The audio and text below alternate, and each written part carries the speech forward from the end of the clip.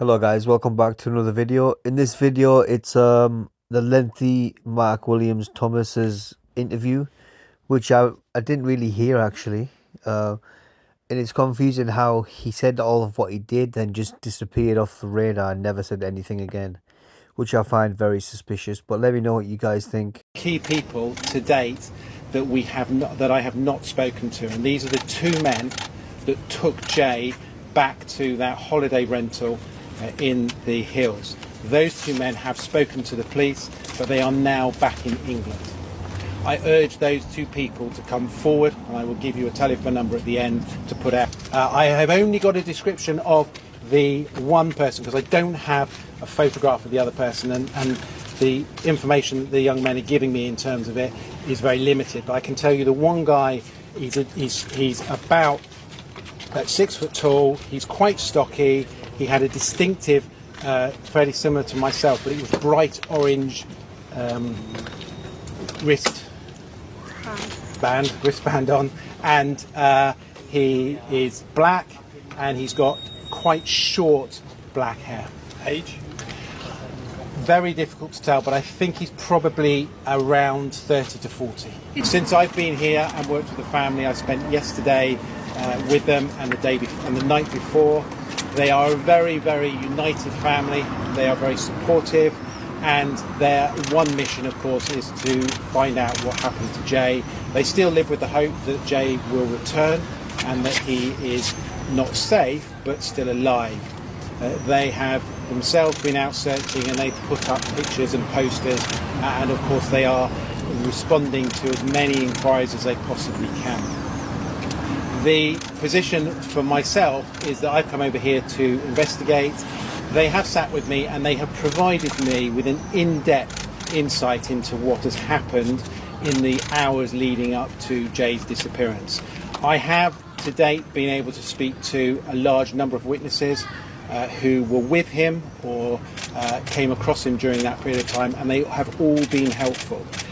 There are a number of those that are probably not entirely truthful, and I intend to follow up on those people further by cross-referencing them in relation to other witnesses. I need to speak to those people. Those people have crucial information. There will be you as well as many other people who are asking very pertinent questions in relation to why are they here, what were they doing, and why did they take Jay back to that holiday rental. I know the name of one of those individuals, his nickname. I do not know the name of the other person, but I do have a photograph of that one person. I do not intend to release that photograph yet, but if they do not come forward, I will release that information and ask the public to tell me who they are. So I urge them to come forward before I do that. And the only reason I'm doing that is I believe they have crucial information that may enable us to find out what has happened to Jay.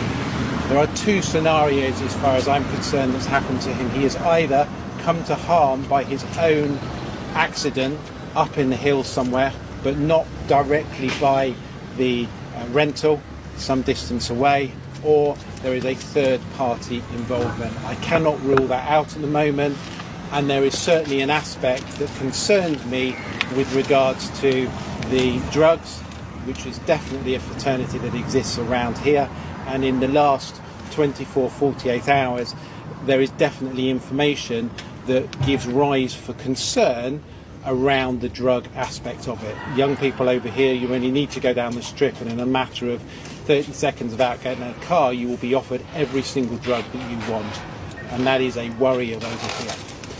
But at this present moment in time, the Spanish authorities are doing what they're doing. I don't know what they're doing. The Spanish authorities have obviously rejected the help from the Lancashire Police. Lancashire Police have been very supportive of the family, have provided a direct contact, and Lancashire Police have said that at any stage the Spanish authorities want their help, they will be here and they will help, and they certainly have the experience to be able to do that. But the Spanish Police at this present moment in time have said, we do not want your help at all. And of course, as a direct result of that, they would see me as an extension of that. They're not happy that I'm here. I would say, put pride to one side. This is about finding Jay, and we need as many people as possible to get involved. And I would urge, as another appeal, not just to those two people, there are people out here who know more. There are people out here who have information, who have seen Jay, who had contact with Jay whilst he was here. If you were in those clubs on that evening or in the early hours of that morning, please come forward and tell us. You may be reluctant to pass that information to the police, but please use a hotline that we will circulate so that people can give us that information. I think the problem is that the starting point of this investigation for the Spanish authorities has been one of a missing person. I don't know whether that has increased or whether it's decreased. From a starting point, if this was in the UK, I would have started investigating as a critical incident, and I'd have done everything so that you can secure the potential crime scene or the last location, and then of course you can come back down. Once you've lost evidence, you've lost evidence. They are back in the UK. They may, out of freedom, come back if the Spanish authorities ask them, but at this present moment in time I haven't had the opportunity to talk to them. I can talk about other witnesses who are instrumental. There's lots of names being mentioned. Those people are cooperating fully and have said that at any stage, if the authorities want them to come back to Spain, they will do. He has either come to harm himself as a result of moving away from the area. So it's either I do not believe that he is in that close proximity to the rental. It's a very easy area to search. If he has come to any harm, it's either the other side of the lookout point, or it's a bit further down towards the town. It's one of those areas here, and obviously the longer it goes on and the more days that pass and the continued search, because the police are searching very, very well. They've got mountain rescue, there's lots of people up there. He will be found.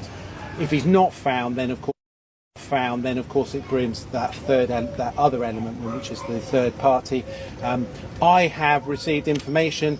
There is no doubt an underworld here. There is an undercurrent here. There is a big drugs fraternity. I can't tell you at the moment whether that has an impact. I've only been here for less than 48 hours. But what I can tell you is the information I currently have, and the family have shared everything with me, and I've got lots of messages, lots of WhatsApp chats and everything. That is a line of inquiry. So the two men were over here. They were in the bars, in and around the strip area. They were certainly there for 2 days. That we know definitely that they mixed with Jay and Jay's group of friends that were there. They spent a number of time in the bars drinking. They say that they drank Hennessy, which was their preferred drink, and there was one person who was a slightly bigger guy, was much more chatty than the other person. They were there. They didn't go to the festival. They didn't have an invite for the festival. They didn't have a ticket, so they didn't go to the festival. And they were with Jay on the morning, taking them back. What we don't know is why. And of course, the questions that raise is why, if you were partying here, do you go to a venue, a holiday let some hour away, which is in a really remote location? I don't know the answer to that. I don't know who they are at the moment, but my focus now is to find those people. I have a photograph of them, and I know that the power of the internet will very quickly, if I put that image out, will find them. But I'm giving them the opportunity to come forward.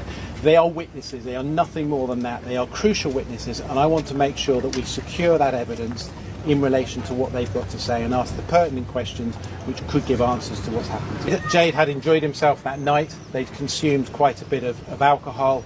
That morning, when he left the club shut at 4 o'clock. He came out of the club. They sat outside on the wall for a short period of time, wandered around, trying to work out what they were going to do. Jade was during the course. I mean, many of you have seen the videos of him. He looked quite drunk at stages during the course of that. But when he comes out, I am told by people who spoke to him that he was quite in control of himself. So when he goes off with these two men, he is in quite control of himself. What we don't know is why he went with these two men.